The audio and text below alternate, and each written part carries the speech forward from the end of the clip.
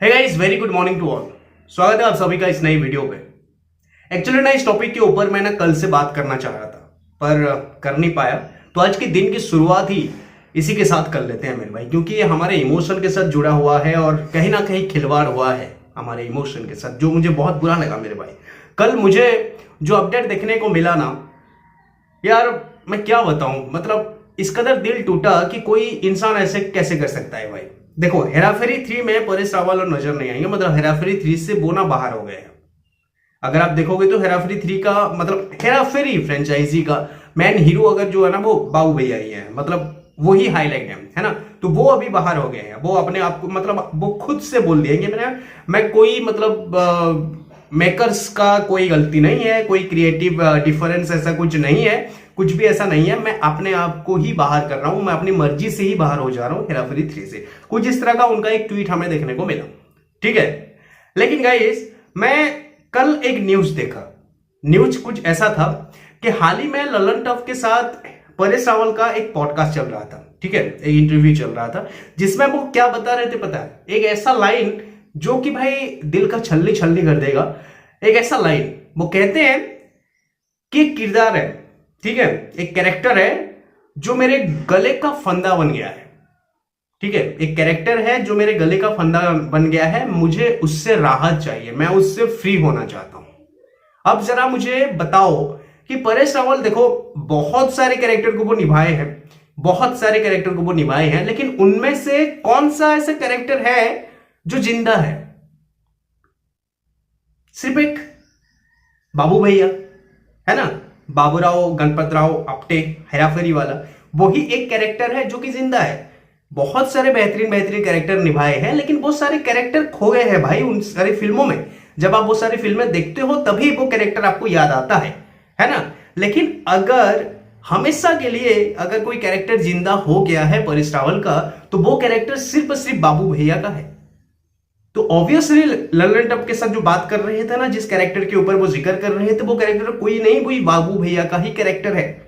जो वो कैरेक्टर उनका गले का फंदा बन गया है, जो उससे वो बाहर निकलना चाहते हैं। मतलब क्या है इसका? यार देखो, जितने भी सारे एक्टर एक्ट्रेस लोग हैं ना, मैं जरूर ये कह सकता हूं कि सारे के सारे एक्टर एक्ट्रेस लोग ना भाई एक चीज तो जरूर सोच रहे होंगे कि मुझे एक ऐसा किरदार मिले, मुझे एक ऐसा किरदार मिले, मैं एक ऐसा किरदार करने का मुझे मौका मिले और उसको मैं इतना बेहतरीन तरीके से निभाऊं कि वो कैरेक्टर जिंदा हो जाए लिटरली। क्योंकि अगर किसी एक्टर का कैरेक्टर जिंदा हो जाता है ना मेरे भाई, तो वो एक्टर की एक्टिंग करियर जो ना भाई, वो हमेशा हमेशा के लिए एक मिसाल बन जाती है। लाइक बाहुबली, लाइक रॉकी भाई, लाइक पुष्पा भाव, नहीं सिंघम, दबंग, ऐसे बहुत सारे, वो शोले का वो जो विलन क्या है उसका ना, शोले का विलन, ओके, वो गब्बर, ओके, ऐसे बहुत सारे कैरेक्टर हैं जो कि जिंदा है मेरे भाई, ठीक है। वो सारे कैरेक्टर जिंदा हैं और उसको लोग ना हमेशा हमेशा के लिए याद रखेंगे। हर एक एक्टर चाहता है वो कैरेक्टर को जिंदा रखने के लिए, लेकिन परेश रावल वही कैरेक्टर से चिढ़ हो रहे हैं कि बाबू भैया का कैरेक्टर उनको इरिटेशन कर रहा है, वो गले का फंदा बन गया है और उससे वो बाहर निकलना चाहते हैं। इसी वजह से मैं भी वो हेराफेरी 3 में बाबू भैया का कैरेक्टर वो निभाना ही नहीं चाहते। मतलब क्या प्रॉब्लम है भाई? क्या मतलब क्या हो गया ये? मैं कुछ समझ नहीं पा रहा है। क्या ऐसा कुछ है वो उस कैरेक्टर का आर्क जो है ऐसा कुछ लिखा गया है जो कि जो वो ऑलरेडी कुछ अच्छा कर चुके हैं हेराफेरी 1 में, हेराफेरी 2 में, जो कि हेराफेरी 3 में वो अच्छाई को वो ढक देगा, वो अच्छाई के साथ कुछ गलत हो जाएगा। वो जो कैरेक्टर जिंदा हुआ है जिस वजह से वो सही नहीं हो पाएगा। शायद वो स्क्रिप्ट पढ़ लिए होंगे या फिर वो कैरेक्टर की मतलब वो कैरेक्टर के इर्द गिर्द जो कुछ भी हो रहा है उसको देख लिए होंगे और उनको समझ में आ गया कि इस कैरेक्टर में अभी और कुछ ऐसा दम है नहीं, बल्कि मैं उसको बदनाम कर दूंगा। इसी वजह से वो बाहर हो गए हैं।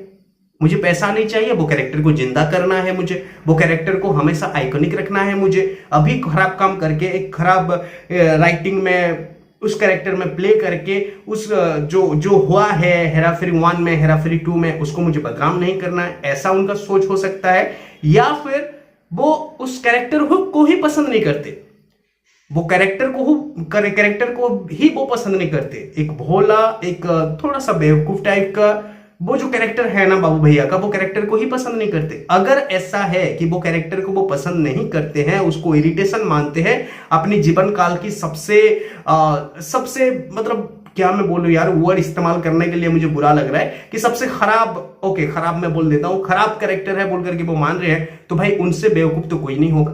क्योंकि परेश रावल के जीवन में जितने सारे भी कैरेक्टर आए हैं ना, जितने सारे भी कैरेक्टर को वो निभाए हैं ना भाई, बाबू भैया कैरेक्टर जो है ना जीरो हिट कैरेक्टर है। बाबू भैया कैरेक्टर जो है ना एकदम से गोल्डन कैरेक्टर है, एकदम से कमाल का कैरेक्टर है। और उसी कैरेक्टर के साथ अगर वो ऐसा ही कुछ सोच रहे हैं ना भाई, तो उनको उनसे ज्यादा बेवकूफ इंसान इस दुनिया में कोई नहीं होगा। ओके, और बुद्धि भ्रष्ट है टाइप का मैं कहूंगा। ओके, और अगर कुछ ऐसा है कि हेराफेरी 3 में वो जादू नहीं है जिसमें हेराफेरी 1 और हेराफेरी 2 बदनाम हो सकता है, लाइक बहुत सारे कॉमेडी सीक्वल हो गया, बहुत सारी फिल्में हो गया जो ऐसे ही पैसे कमाने के लिए नाम का इस्तेमाल करके बना रहे हैं। आप लोग को पता है, हो रहा है ये बॉलीवुड में, बहुत सारी फिल्मों के साथ ऐसा किया जा रहा है। तो ऐसा ही है हेराफेरी 3, तो परेश रावल सही करे हैं भाई। मैं अपनी जो गोल्डन कैरेक्टर है, जो कैरेक्टर जिंदा वाला कैरेक्टर है, मेरी बेस्ट कैरेक्टर है, उसको मैं बदनाम नहीं करूंगा। पता नहीं, ऐसा भी हो सकता है।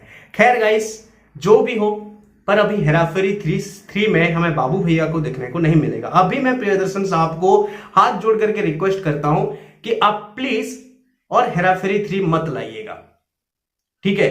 आप हेराफेरी 3 मत लाइएगा। अगर आप वो जादू नहीं दिखा सकते हेराफेरी 1 की तरह, हेराफेरी 2 की तरह, तो हेराफेरी 3 लाने का कोई मतलब ही नहीं बनता। आप ला करके हेराफेरी 3 का नाम इस्तेमाल करके वही हेराफेरी की फ्रेंचाइजी की जो जादू है, जो हम एंजॉय करते आ रहे हैं, उसको बदनाम मत करिए सर। विदाउट बाबू भैया आप कैसे कैसे करके स्क्रिप्ट को लिख दोगे, ओके, पर वो स्क्रिप्ट मजा नहीं आएगा। चाहे जितना भी अच्छा लिखो, चाहे जितना भी अच्छा लिखो, वो स्क्रिप्ट मजा ही नहीं आएगा। तो बाबू भैया के अलावा अगर ये फिल्म बन रही है तो भाई रिक्वेस्ट भेज दो कि ये फिल्म ना बने, है ना, ये फिल्म ना बने, और हम हेराफेरी को बदनाम होते हुए, वो फ्रेंचाइजी को डूबते हुए, बर्बाद होते हुए देखना तो बिल्कुल नहीं चाहेंगे। ओके, वैसे आप लोग क्या सोचते हो, परेश रावल की मतलब क्या मोटिव हो सकता है? वो ललन टप में जो बोले कि एक कैरेक्टर मेरे गले का फंदा बन गया है, मैं उससे बाहर निकलना चाहता हूं, मैं उसे मुक्ति पाना चाहता हूं, इसका क्या मतलब हो सकता है? वो वैसा बोलते हैं एक पॉडकास्ट में, और दूसरे पल में वो हेराफेरी 3 से बाहर होते हैं। तो इसका क्या मतलब बनता है? आप लोग क्या सोच पा रहे हो? मैं अगर डायरेक्टली बोलूं अपनी दिल की बात, तो मुझे लगता है कि परेश रावल को बाबू भैया का कैरेक्टर अपनी जीवन की हर एक कैरेक्टर से सबसे बेकार कैरेक्टर लगता है। परेश रावल के हिसाब से बाबू भैया का कैरेक्टर जो है एक अच्छा कैरेक्टर नहीं है, और वो कैरेक्टर से उनको चिढ़ आता है, वो कैरेक्टर उनको शायद पसंद नहीं है। इसी वजह से वो उसी कैरेक्टर के साथ आगे कंटिन्यू नहीं करना चाहते हैं फिल्म। मुझे तो ऐसा ही लग रहा है वो पॉडकास्ट को और उनकी ट्वीट को जब मैं मर्ज करता हूं। आप लोग क्या सोचते हो इसके बारे में, एक कमेंट जरूर करिएगा। Thanks for watching, have a nice time, take care.